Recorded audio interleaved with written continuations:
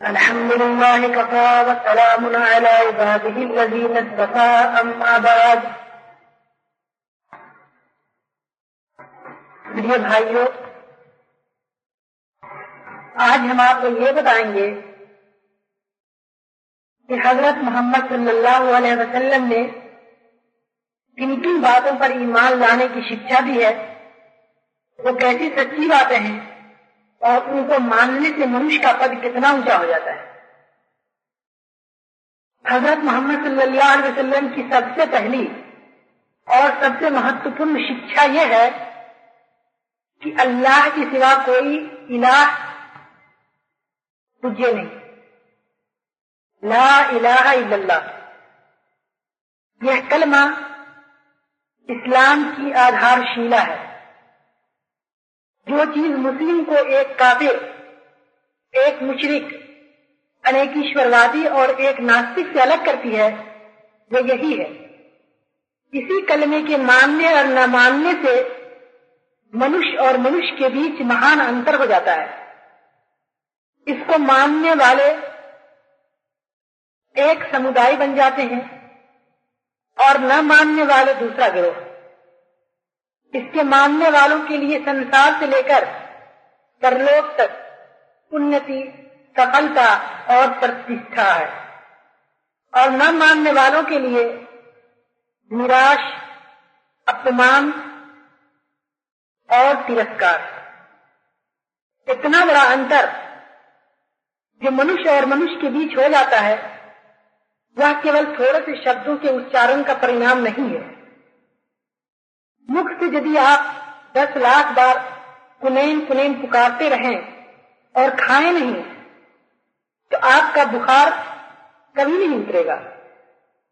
इसी प्रकार यदि मुख से ला इलाहा इल्लल्लाह कह दिया, परंतु यह न समझे कि इसका क्या अर्थ है, और इन शब्दों का उच्चारण करके आपने कितनी बड़ी चीज को मान लिया है और इसके मानने से आप पर कितनी बड़ी जिम्मेदारी आ गई है, तो ऐसा बेसमझी का उच्चारण कुछ भी लाभदायक नहीं होगा।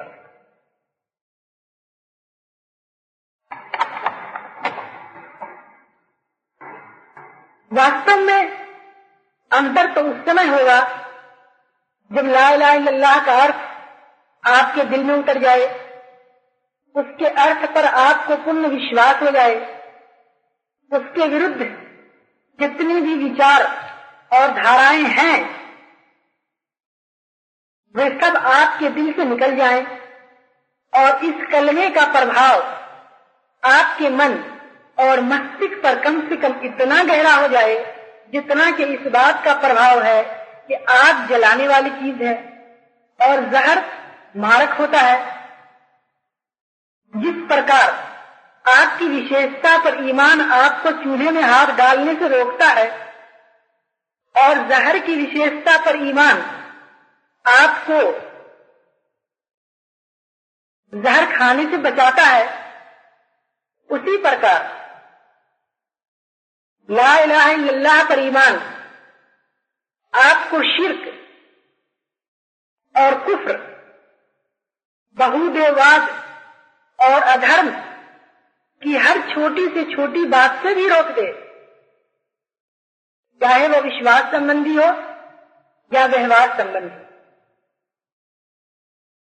सबसे पहले ये समझिए कि इलाह किसे कहते हैं। अरबी भाषा में इलाह का अर्थ है इबादत के योग्य, अर्थात वह सत्ता जो अपनी महिमा और तेज और उच्चता की दृष्टि से इस योग्य हो कि उसकी पूजा की जाए और बंदगी और इबादत में उसके आगे किसी सर को न झुकाया जाए, अपना सर न झुकाया जाए। इलाह के अर्थ में यह भाव भी सम्मिलित है कि वह अपार सामर्थ्य और शक्ति का अधिकारी है, जिसके विस्तार को समझने में मानव बुद्धि चकित रह जाए। इलाह के अर्थ में यह बात भी सम्मिलित है कि वह स्वयं किसी का मोहताज न हो और सब अपने अपने जीवन संबंधी मामले में उसके मोहताज हो।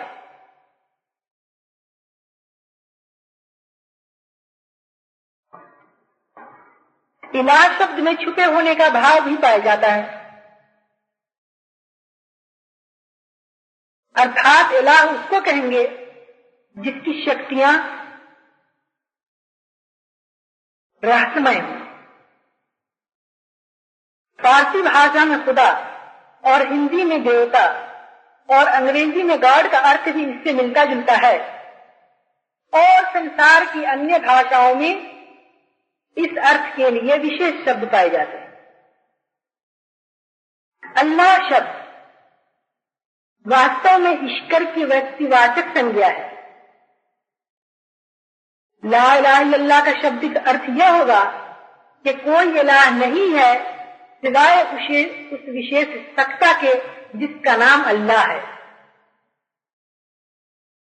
मतलब यह है कि अखिल विश्व में अल्लाह के सिवा कोई एक सत्ता भी ऐसी नहीं जो पूजने के लायक हो। उसके सिवा कोई उसका हक नहीं रखता कि उपासना और बंदगी उसकी की जाए। केवल अल्लाह ही एक सत्ता, एक ताकत और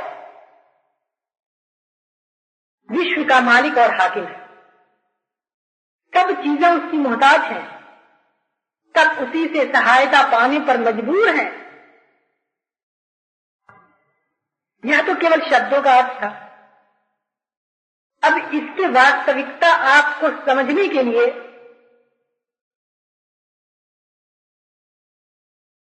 जरा तवज्जो चाहिए। मानव के प्राचीन से प्राचीन इतिहास के जो वर्तानंत हम तक पहुंचे हैं और प्राचीन से प्राचीन जातियों के जो कमारन चिन्ह देखे गए हैं, उनसे मालूम होता है कि मनुष्य ने हर युग में किसी न किसी को ईश्वर माना है और किसी न किसी की इबादत उपासना जरूर की है। अब भी संसार में जितनी जातियां हैं, चाहे वो नितांत बर्बर ही क्यों न हो, असभ्य ही क्यों न हो, उन सब में यह बात पाई जाती है कि वह किसी को ईश्वर मानती है और उसकी इबादत करती है। इससे मालूम हुआ कि मानव स्वभाव में ईश्वर का ख्याल बैठा हुआ है। उसके अंतर में कोई ऐसी चीज है जो उसे विवश करती है कि किसी को ईश्वर माने और इसकी उपासना करे। प्रश्न होता है कि वह क्या चीज है। आपको अपने अस्तित्व पर और समस्त मनुष्यों की दशा को देखकर इस प्रश्न का उत्तर मालूम कर सकते हैं। मनुष्य वास्तव में बंदा, दास, सेवक और उपासक ही पैदा हुआ है। वह मुहताज है, निर्बल है, निर्धन है। अनगिनत चीजें हैं जो उसके अस्तित्व को सिद्ध रखने के लिए आवश्यक है, परंतु उन पर उसे अधिकार प्राप्त नहीं। आपके आप वह उसे मिलती भी है और उससे छीन भी ली जाती है। बहुत सी चीजें हैं जो उसके लिए लाभदायक है, वह उनको प्राप्त करना चाहता है, परंतु कभी यह उसको मिल जाती है और कभी नहीं मिलती, क्योंकि उसको प्राप्त करना उसके वश में नहीं होता। बहुत सी चीजें हैं जिनकी बड़ाई को देखकर वह आतंकित हो जाता है। पहाड़ों को देखता है, नदियों को देखता है, बड़े बड़े भयंकर और हिंसक जानवरों को देखता है, हवाओं के झकोर और तूफान और पानी की बाढ़ और भूकंप को देखता है, मेघों का घोर गर्जना और घटाओं को और बिजलियों की कड़क चमक, मूसलाधार वर्षा के दृश्य उसके सामने आते हैं। सूर्य, चंद्र, तारे और पृथ्वी की बेशुमार चीजें उसे दिखाई देती हैं। वो देखता है कि सब चीजें कितनी बड़ी, कितनी शक्तिशाली, कितनी विराट और भयावह है, और उनकी अपेक्षा वह स्वयं कितना निर्बल और तुच्छ है, कितना कमजोर और मुहताज है। ये विभिन्न दृश्य और स्वयं अपने विशेषताओं की विभिन्न स्थितियों को देखकर उसके मन में आप से आप अपनी दासता और दुर्बलता की अनुभूति होती, और जब यह अनुभूति होती है तो उसके साथ ही स्वयं ईश्वर की कल्पना भी उसके दिल के अंदर उभर आती है, तो उसके दिमाग में उभर आती है। वह उन हाथों का ख्याल करता है जो इतनी बड़ी शक्तियों के मालिक हैं, उनकी बड़ाई का एहसास करता है, और ये एहसास उसको विवश करता है कि वह उनकी इबादत में सर झुका दे। उनकी शक्ति का आभास उसे विवश करता है कि वह उनके आगे अपनी दीनता प्रस्तुत करे। उनकी लाभ पहुंचने वाली शक्तियों की अनुभूति उसे विवश करती है कि वह उनके आगे कठिनता निवारण के लिए हाथ फैलाए, और उनकी हानि पहुंचने वाली शक्तियों की अनुभूति उसे विवश करती है कि वह उनसे डरे और उनके प्रकोप से बचे।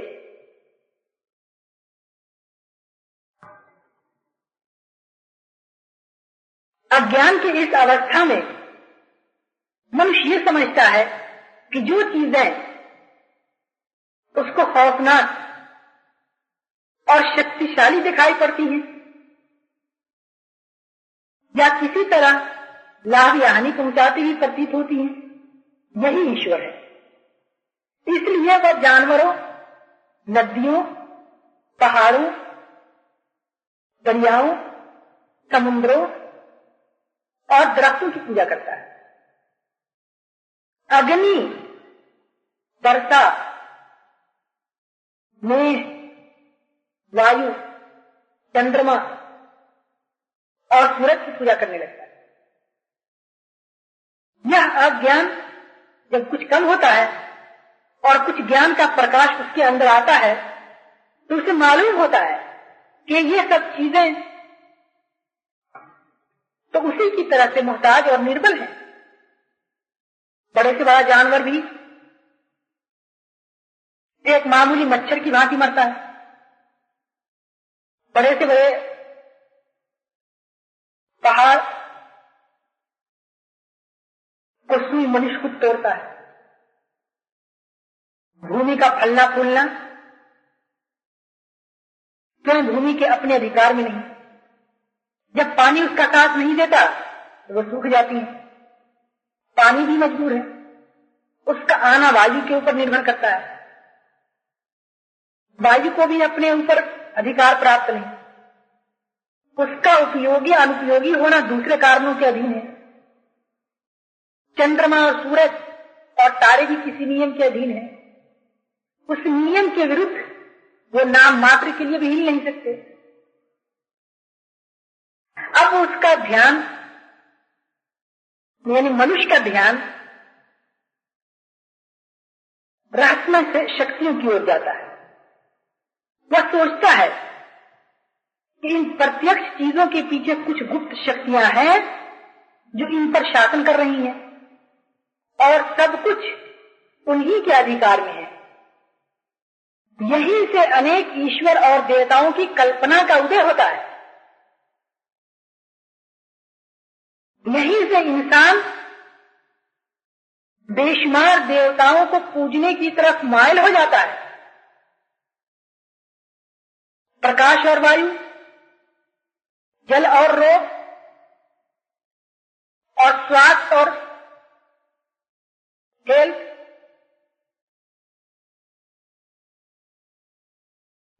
सबके ईश्वर अलग अलग मान लिए जाते हैं और उनको काल्पनिक रूप देकर उनकी पूजा की जाती है। उनके मुजस्समे और स्टैचू बनाकर उनको पूजे जाते हैं। इसके बाद जब और अधिक ज्ञान का प्रकाश आता है तो मनुष्य देखता है कि संसार के प्रबंध और व्यवस्था में एक अटल नियम और एक बड़े ज़ाब्ते की पाबंदी पाई जाती है। हवाओं के वेग, वर्षा के आगमन, ग्रहों की गति, ऋतुओं के परिवर्तन में कैसी नियमबद्धता पाई जाती है, किस प्रकार असंख्य शक्तियां एक दूसरे के साथ मिलकर काम कर रही हैं, कैसा अटल नियम है जो समय जिस काम के लिए निश्चित कर दिया गया है ठीक उसी समय पर विश्व के समस्त साधन एकत्र हो जाते हैं और कार्य संपन्नता के हेतु एक दूसरे को अपना योगदान प्राप्त करते हैं। विश्व व्यवस्था का यह निजाम का मंच से देखकर बहुदेववादी व्यक्ति यह मानने के लिए विवश हो जाता है कि एक बड़ा ईश्वर भी है जो इन समस्त छोटे छोटे ईश्वरों के ऊपर शासन कर रहा है। यानी सब एक दूसरे से अलग और बिल्कुल स्वतंत्र हो तो संसार की पूरी व्यवस्था बिगड़ कर रह जाएगी। वह मुशरिक इस बड़े ईश्वर को अल्लाह और परमेश्वर बल्कि ईश्वरों का ईश्वर वगैरह नामों से संबोधित करता है, परंतु इबादत, उपासना और पूजा में उसके साथ छोटे छोटे ईश्वरों को भी शरीक कर लेता है। वह समझता है कि खुदाई और ईश्वर राज भी संसारिक राज्य की तरह से हैं। जिस प्रकार संसार में एक सम्राट होता है और उसके बहुत से मंत्री, विश्वास पात्र, प्रबंधक और व्यवस्थापक और दूसरे अधिकार प्राप्त पदाधिकारी होते हैं, उसी प्रकार विश्व का भी एक बड़ा ईश्वर है और बहुत से छोटे छोटे ईश्वर उसके अधीन हैं। जब तक छोटे ईश्वरों को प्रसन्न न किया जाए, बड़े ईश्वर तक पहुंचना मुश्किल होगा या बड़े ईश्वर तक पहुंचना नामुमकिन होगा। इसलिए बहुदेववादी इन छोटे छोटे देवताओं और ईश्वरों की पूजा भी करते हैं। वो सोचते हैं कि इनकी भी पूजा करो, इनके आगे भी हाथ फैलाओ, उनके क्रोध से भी डरो, उनको बड़े ईश्वर तक पहुंचाने का साधन बनाओ और भेंट और उपहार से उन्हें प्रसन्न रखो। जब ये प्रसन्न हो रहेंगे तो बड़ा ईश्वर भी प्रसन्न रहेगा। मगर ये चीज बिल्कुल गलत है।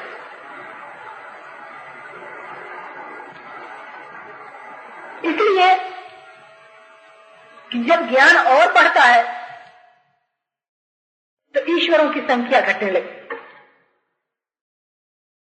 जितने काल्पनिक ईश्वर अज्ञानों ने गढ़ लिए हैं, उनमें से एक एक के बारे में विचार करने से मनुष्य को मालूम होता चला जाता है कि ये ईश्वर नहीं है, हमारी तरह बंदे हैं, दास हैं, बल्कि हमसे भी अधिक विवश हैं। इस तरह वह उनको छोड़ता चला जाता है। यहां तक कि अंत में केवल एक ईश्वर रह जाता है,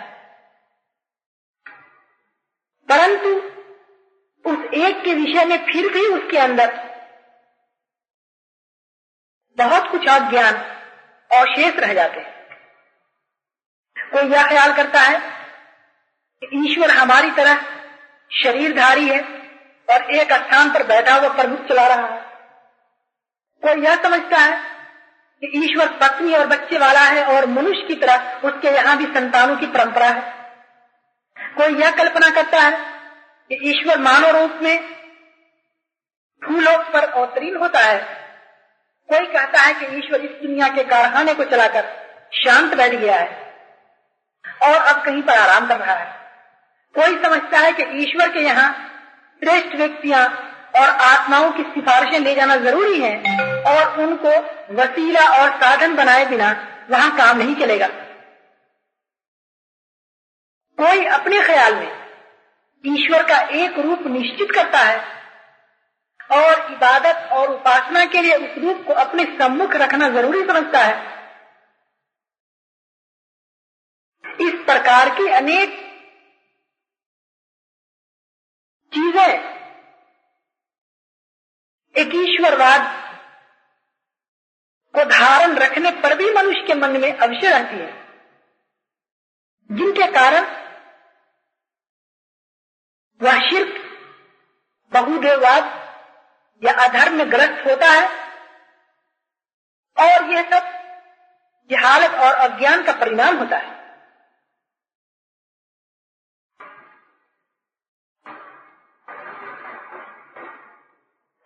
अभी मैंने आपको ला इलाहा इल्लल्लाह का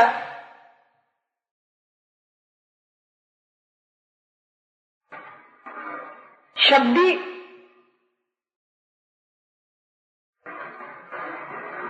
इस शब्द का उच्चारण आपको बताया है।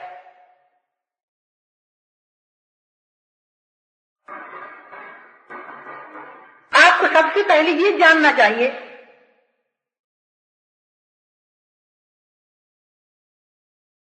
कि ला इलाहा इल्लल्लाह का वास्तविक उच्चारण क्या है।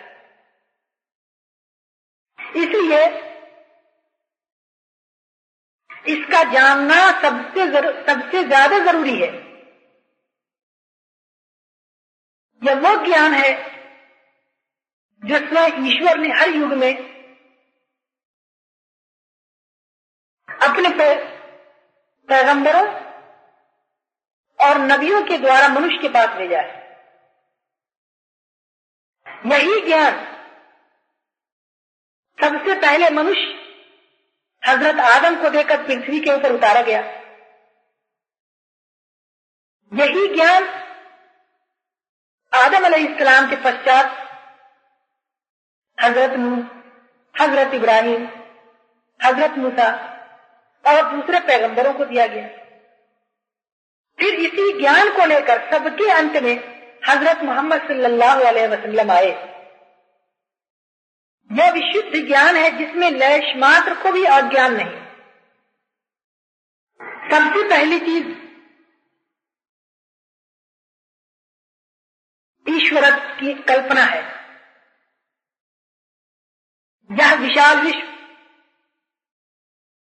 जिसकी आदि और अंत और विस्तार का ख्याल करने से हमारी बुद्धि थक जाती है, जो अज्ञात समय से चला आ रहा है और अज्ञात समय तक चला जा रहा है, जिसमें असंख्य जीव आदि उत्पन्न हुए और होते जा रहे हैं, जिसमें ऐसे ऐसे आश्चर्यजनक चमत्कार हो रहे हैं कि उनको देखकर बुद्धि चकित रह जाती है। इस विश्व में प्रभुता उसी की हो सकती है, इबादत उसी की हो सकती है जो असीम हो, सदैव से हो और सदैव रहे, किसी का मोहताज न हो। वह परम स्वतंत्र हो, सर्वशक्तिमान हो और विवेकशील हो, सब पर उसका बस हो और कोई उसके आदेश का उल्लंघन न कर सके। अपार शक्ति का अधिकारी हो और विश्व की सभी चीजों को उससे जीवन और आजीविका सामग्री मिलती हो।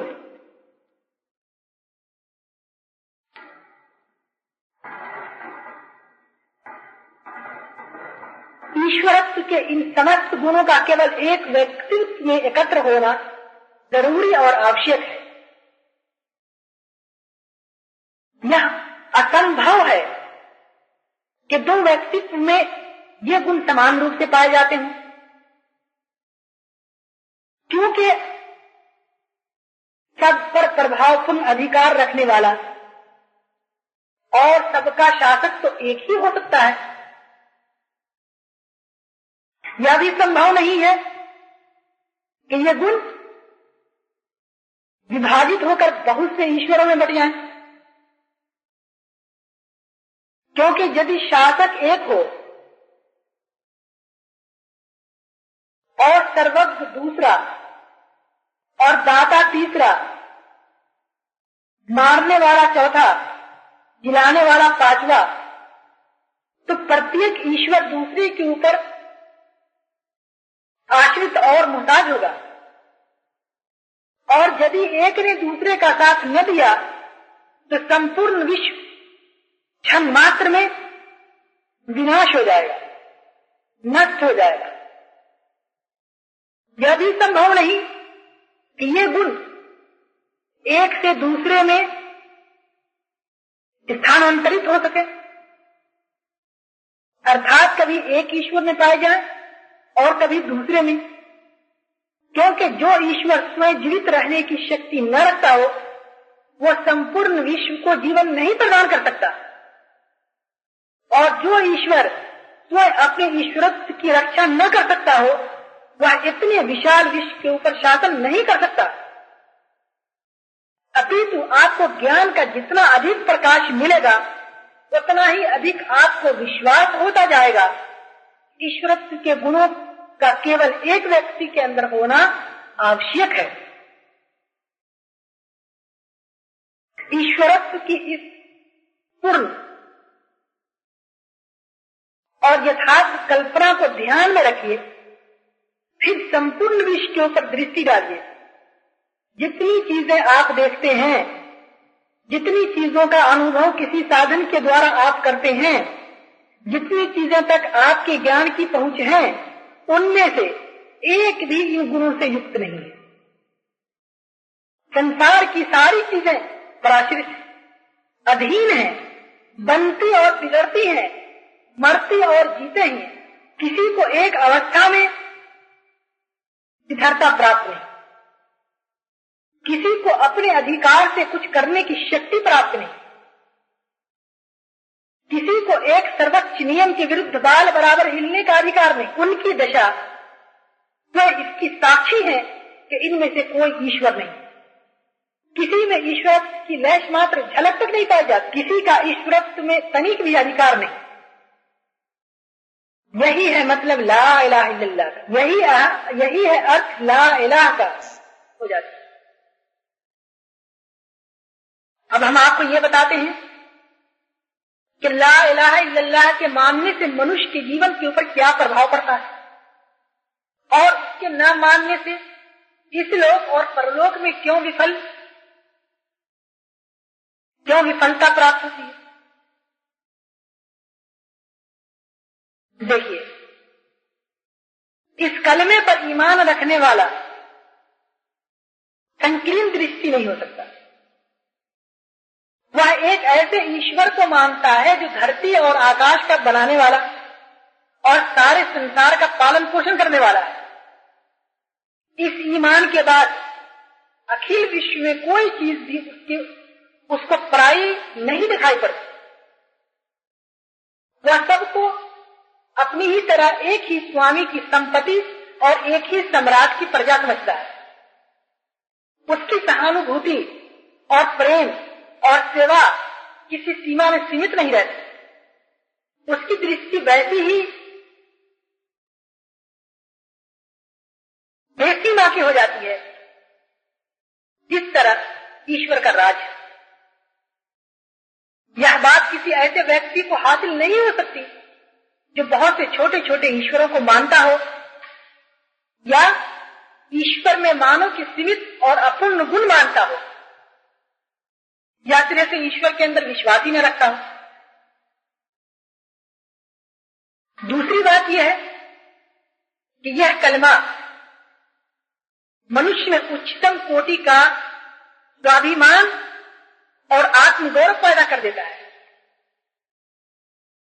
इस पर विश्वास रखने वाला जानता है कि केवल एक ईश्वर समस्त शक्तियों का स्वामी है, उसके सिवा हानि, लाभ, नफा नुकसान पहुंचाने वाला कोई नहीं, कोई मारने और जिलाने वाला नहीं, कोई अधिकारी और प्रभावशाली नहीं।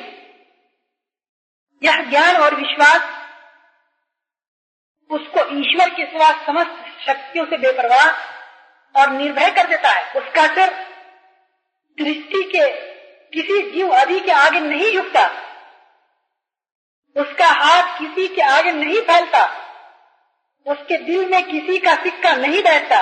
यही विशेषता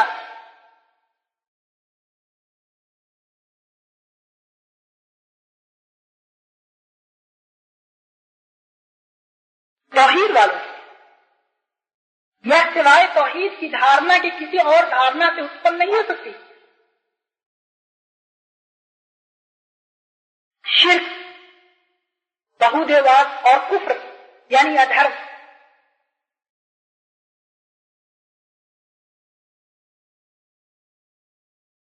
और नास्तिकता की अनिवार्य विशेषता यह है कि मनुष्य सृष्टि के जीव वगैरह के आगे झुके, उनको हानि लाभ का स्वामी समझे, उनसे डरे और उन्हीं से आस बांधे।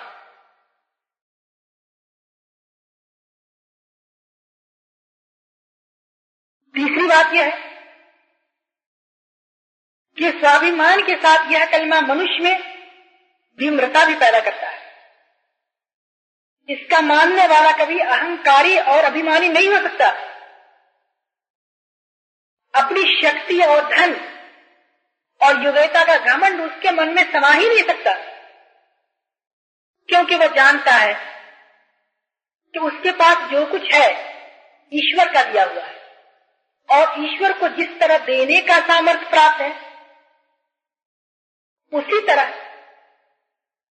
प्रकार वो छीन भी सकता है। इसके विपरीत नास्तिक मनुष्य ये सोचता है कि संसार की दूसरी चीजों को भी संसारिक कुशलता प्राप्त है, इसलिए वो अहंकारी हो जाता है,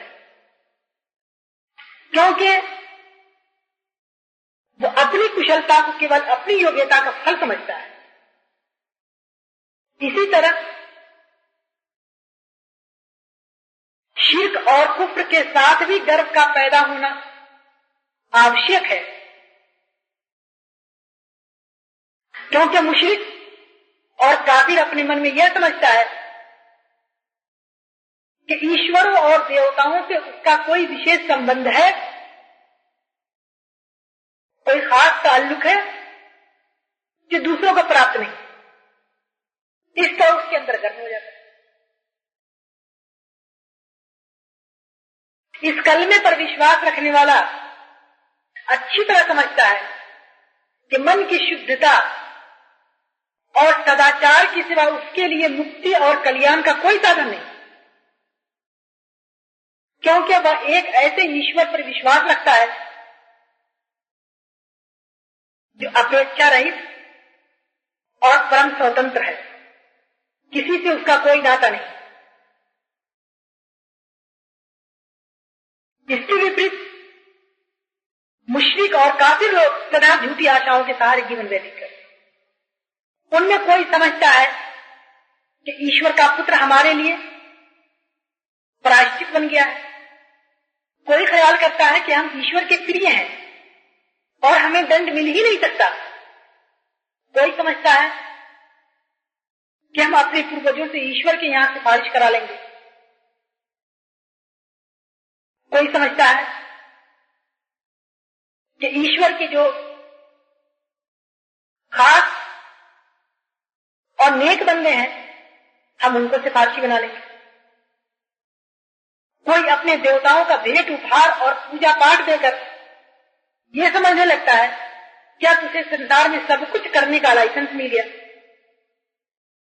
इस प्रकार की झूठी धाराएं इन लोगों को सदा गुनाहों, पापों और दुष्कर्मों के चक्र में फंसाए रखती है और वह इनके भरोसे पर आत्मा की शुद्धता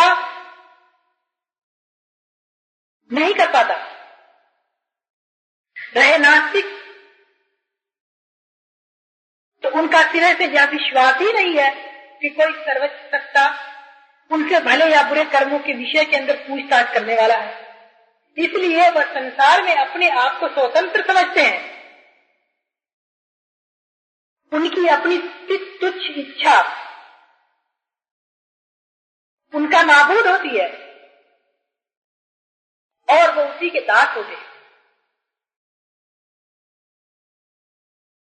इस कलमे को मानने वाला किसी हालत में निराश नहीं होता और न उसका दिल टूटता है।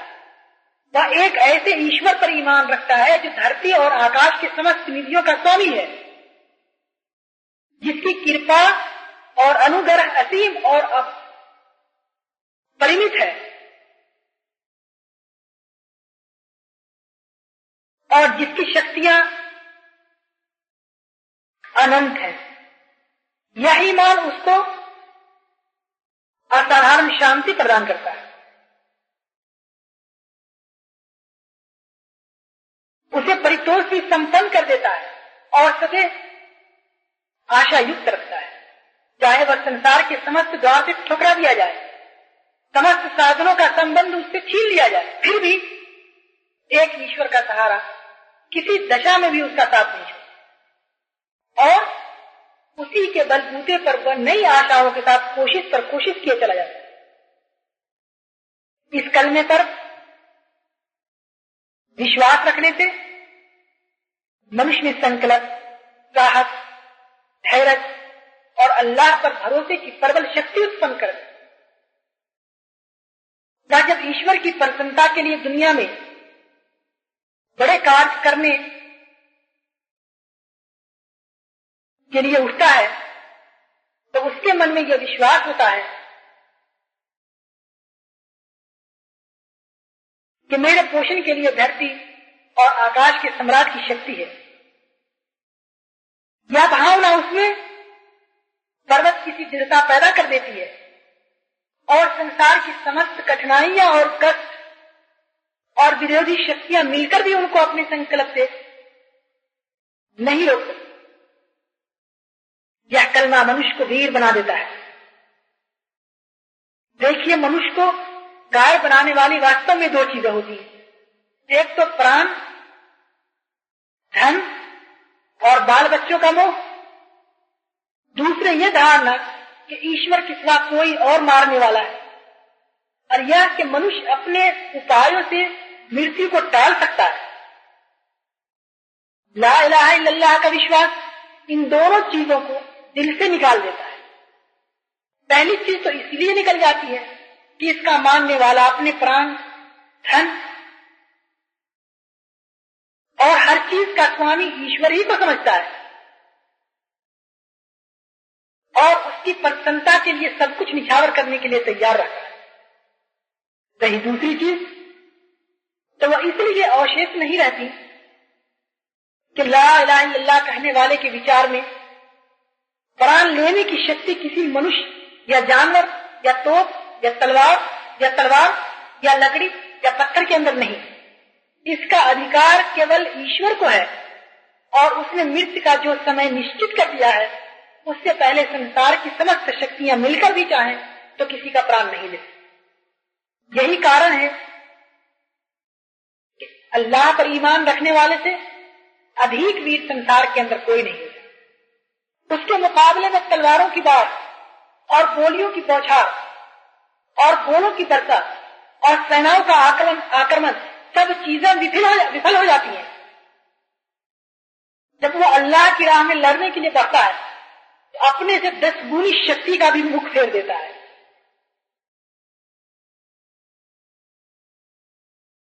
जबकि मुशरिक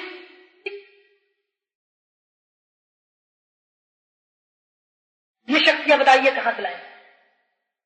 तो उनको तो प्राण सबसे अधिक प्रिय होते हैं और वह ये समझते हैं कि मृत्यु शत्रुओं के लाने से आती है और उनके भगाने से भाग सकते।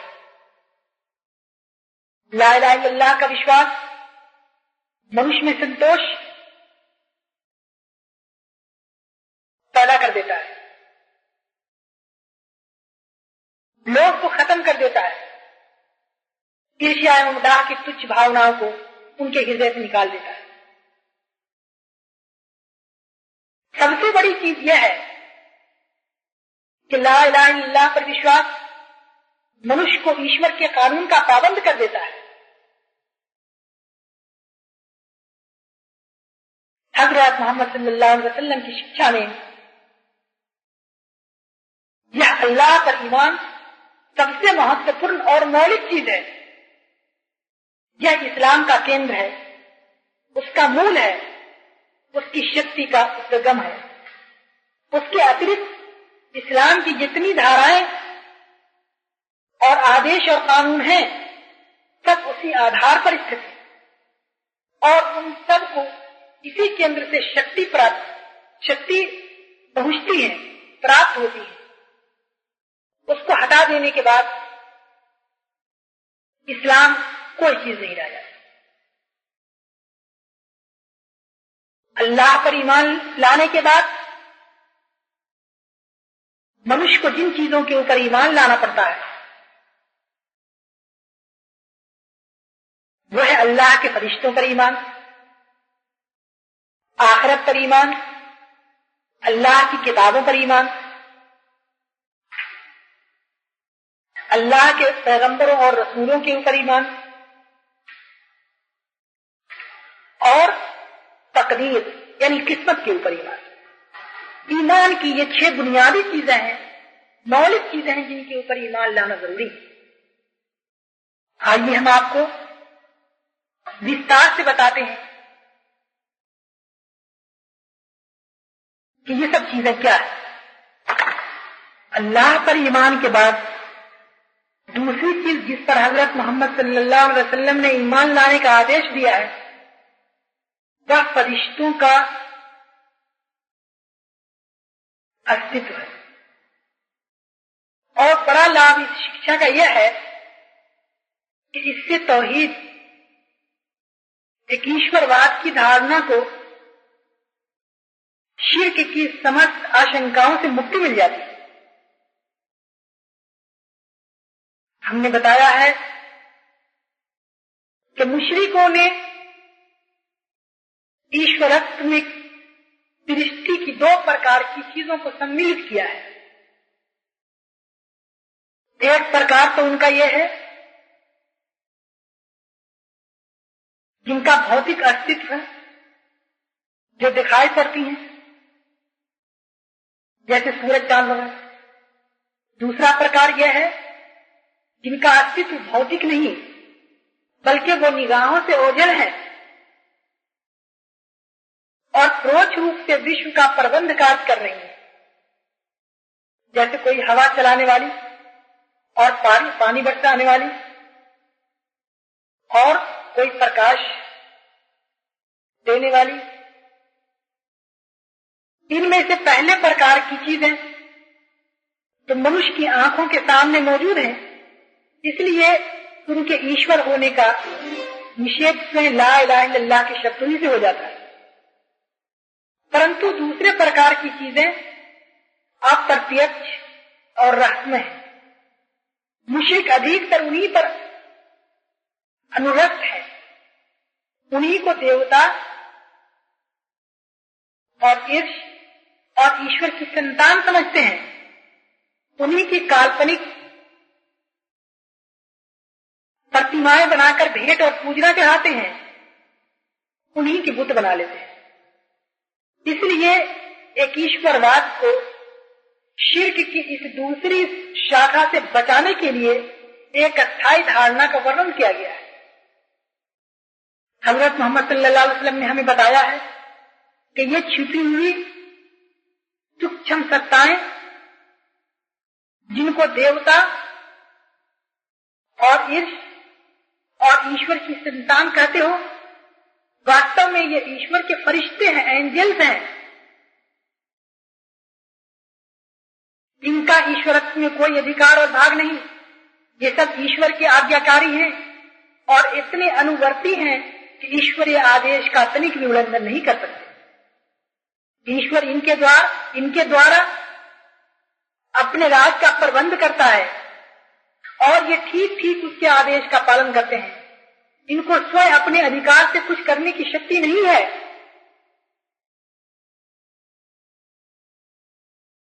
इनमें यह साहस और शक्ति नहीं ईश्वर के सामने किसी की सिफारिश करें, उनकी पूजा करना और उनसे सहायता की याचना करना तो मनुष्य के लिए अपमान है। क्योंकि मनुष्य की सृष्टि के प्रारंभिक दिन ईश्वर ने इनसे आदम को सजदा करवाया था और आदम को इनसे बढ़कर ज्ञान प्रदान किया था और इनको छोड़कर आदम को धरती के ऊपर प्रतिनिधित्व प्रदान किया। तो जिस मनुष्य के सामने ये फरिश्ते नतमस्तक हो, उनके लिए इससे बढ़कर क्या अपमान हो सकता है कि वह उल्टा उनके आगे सजदा करे और उनसे भिक्षा मांगे। हजरत मोहम्मद सल्लल्लाहु अलैहि वसल्लम ने एक और तो हमको फरिश्तों के पूजने और ईश्वरत्व में उन्हें शरीक मानने से रोक दिया। दूसरी ओर आपने हमें यह बताया कि फरिश्ते ईश्वर के श्रेष्ठ बंदे हैं, उसके पैदा किए हुए हैं, पापों से रहित हैं। उनकी प्रकृति ही ऐसी है कि वो ईश्वर के आदेशों का उल्लंघन नहीं करें। उन्हीं में से एक चुने हुए फरिश्ते के द्वारा ईश्वर अपने पैगंबरों के ऊपर ईश्वरीय वाणी भेजता है, जिनका नाम जिब्रील अलैहिस्सलाम। हजरत मोहम्मद सल्लल्लाहु अलैहि वसल्लम के पास जिब्रील अलैहिस्सलाम ही के द्वारा कुरान की आयतें अवतीर्ण हुई थी। इन्हीं फरिश्तों में से वो फरिश्ते भी हैं जो हर समय आपके साथ लगे हुए हैं, आपके हर अच्छे और बुरे काम को हर समय देखते हैं, आपकी हर बुरी और अच्छी बात को हर समय सुनते हैं और नोट करते हैं। उनके पास हर व्यक्ति के जीवन का रिकॉर्ड सुरक्षित रहता है। मरने के पश्चात जब आप ईश्वर के सामने जाएंगे तो यह आपका कर्म लेख प्रस्तुत कर देंगे और आप देखेंगे कि जीवन भर आपने खुले छिपे जो कुछ भी नेकियां और बुराइयां की थी वे सब उसके अंदर मौजूद हैं। तीसरी चीज जिसके ऊपर ईमान लाने की शिक्षा हजरत मोहम्मद सल्लल्लाहु अलैहि वसल्लम ने हमको दी है वो अल्लाह की किताबें जो उसने अपने पैगंबरों के ऊपर उतारी। ईश्वर ने जिस तरह हजरत मोहम्मद सल्लल्लाहु अलैहि वसल्लम के ऊपर कुरान उतारा है, उसी तरह आपसे पहले जो रसूल हुए हैं उनके पास भी किताबें भेजी थी। उनमें से कुछ किताबों के नाम हमको बता दिए, जैसे हजरत इब्राहिम के सहीफे जो हजरत इब्राहिम के पास उतरे, तौरात जो हजरत मूसा अलैहिस्सलाम पर उतरी, जबूर जो हजरत दाऊद के पास भेजी गई और इंजील बाइबल जो हजरत ईसा अलैहिस्सलाम को दी गई। इनके अतिरिक्त दूसरी किताबें जो दूसरे रसूलों के पास आई थी उनके नाम हमें नहीं बताए गए। इसलिए किसी और धार्मिक ग्रंथ के बारे में हम निश्चित रूप से यह नहीं कह सकते हैं कि वह ईश्वर की ओर से है और न यह कह सकते हैं कि वह ईश्वर की ओर से नहीं है। हाँ, हम ईमान लाते हैं कि जो ग्रंथ भी ईश्वर की ओर से उतारा गया है वे सब सच है। जिन ग्रंथों के नाम हमको बताए गए हैं उनमें इब्राहिम के सहीफे तब संसार के अंदर पाए नहीं जाते। रही तौरात, जबूर और इंजील तो वो अवश्य यहूदियों ईसाइयों के पास मौजूद हैं, परंतु कुरान ने हमें बताया है कि इन सब किताबों के अंदर लोगों ने ईश्वर के कलाम को बदल डाला और अपनी ओर से बहुत सी बातें उनके अंदर मिला दी। वह ईसाई और यहूदी भी मानते हैं कि मूल ग्रंथ उनके पास नहीं है, केवल उनके अनुवाद रह गए हैं, जिनमें शताब्दियों से अदल बदल होता रहा और अब तक होता चला आ रहा है। फिर इन ग्रंथों के पढ़ने से भी स्पष्ट होता है कि इनमें बहुत सी बातें ऐसी हैं जो ईश्वर की ओर से नहीं हो सकती। इसलिए जो ग्रंथ पाए जाते हैं वो ठीक ठीक ईश्वरीय ग्रंथ नहीं है। उनमें अल्लाह का कलाम और मनुष्य का कलाम मिलजुल गया है और यह मालूम करने का कोई साधन नहीं कि अल्लाह का कलाम कौन सा है और मनुष्य ने अपनी तरफ से कौन सी चीज मिला दी है। इसलिए पिछले ग्रंथों के ऊपर ईमान लाने का जो आदेश हमें दिया गया है वह केवल इस हैसियत से कि ईश्वर ने कुरान से पहले भी संसार को प्रत्येक जाति के पास अपने आदेश अपने नबियों के द्वारा भेजे थे और वे सब उसी ईश्वर के आदेश थे जिसकी ओर से कुरान आया है। कुरान कोई नया और अनोखा ग्रंथ नहीं, बल्कि उसी शिक्षा को जीवित करने के लिए भेजा गया है जिनको पहले युग के लोगों ने पाया और खो दिया या बदल डाला या मनुष्य के कलाम से मिला दिए। कुरान सबसे अंतिम ग्रंथ है, इसमें और पिछले ग्रंथों में कई हैसियतों से अंतर है। पहले जो ग्रंथ आए थे उनमें से अधिकतर की मूल प्रतियां संसार से लुप्त हो गई और उनके केवल अनुवाद ही रह गए, परंतु कुरान जिन शब्दों में उतरा ठीक उन्हीं शब्दों के अंदर आज भी मौजूद है।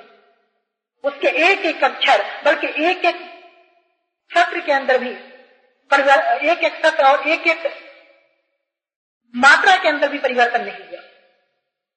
पिछले ग्रंथों में लोगों ने ईश्वरीय वाणी के अंदर अपना कलाम मिला दिया। एक ही ग्रंथ में ईश्वरीय वाणी भी है और लोगों के कलाम है और सब चीजें इस तरह से गुड़गुड़ हैं कि इस वाणी को उनमें से अलग छांट लेना मुमकिन नहीं, परंतु कुरान में विशुद्ध ईश्वरीय वाणी हमें मिलती है और उसमें किसी दूसरे का कलाम का लेश मात्र भी मिश्रण नहीं। कुरान की टीका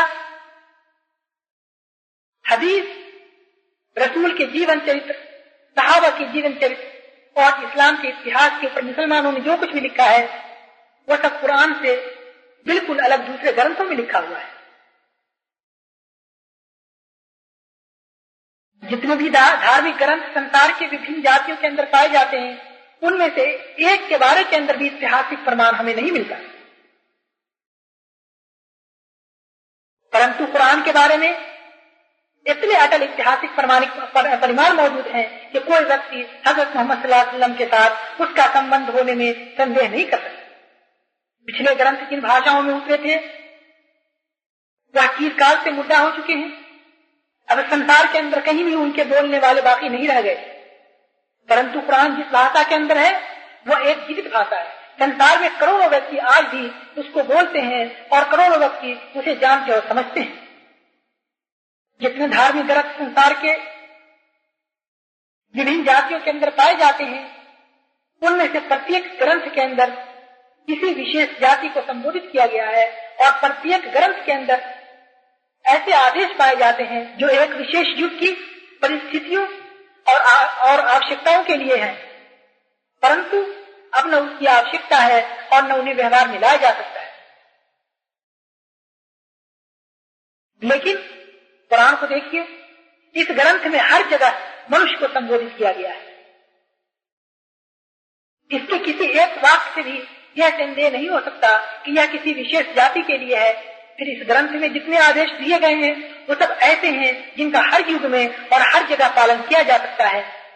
यह बात सिद्ध करती है कि कुरान संपूर्ण संसार के लिए और सदा के लिए है। यही विशेषताएं हैं जिनके कारण संपूर्ण संसार की जातियों को आदेश दिया गया है कि कुरान के ऊपर ईमान लाएं और समस्त ग्रंथों को छोड़कर केवल इसी एक ग्रंथ का अनुवर्तन करें, क्योंकि मनुष्य को ईश्वर की इच्छा के अनुसार जीवन व्यतीत करने के लिए जितने आदेशों की आवश्यकता है वे सब इसके अंदर बिना किसी कमी बेशी के बयान कर दिए गए हैं। यह ग्रंथ आ जाने के बाद किसी दूसरे ग्रंथ की आवश्यकता नहीं रह जाती।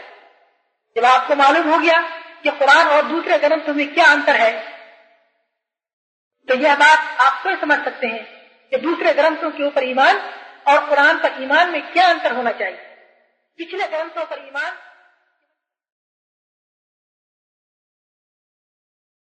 تسجيلات خالد بن الوليد الإسلامية، السلي، شارع هارون الرشيد، الرياض.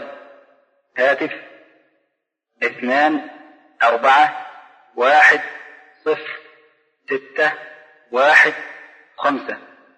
فاكس 2410595. خالد بن الوليد إسلاميك ريكوردينج، السلي، هارون الرشيد ستريت.